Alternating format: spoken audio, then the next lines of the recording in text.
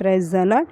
ఈరోజు దేవుని మాట కీర్తన గ్రంథము 78వ అధ్యాయము 15వ వచనము. అరణ్యములో ఆయన బండలు చీల్చి సముద్రమంత సమృద్ధిగా వారికి నీరు త్రాగనిచ్చెను. ఆమేన్.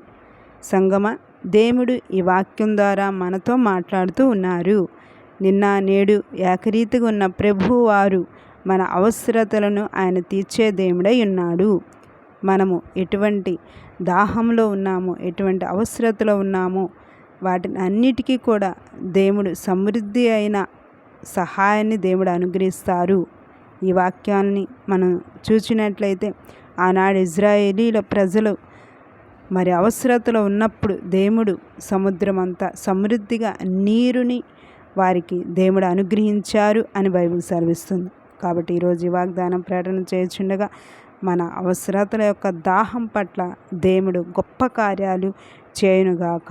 మీ దాహములను దేవుడు తీర్చునుగాక. అది దేవునికి మహిమ అంటే, అది మీకు మేలు అంటే దేవుడు తప్పకుండా కార్యం చేస్తారు. ఈ వాగ్దానం మీ పట్ల దేవుడు చేయునుగాక. ఆమేన్.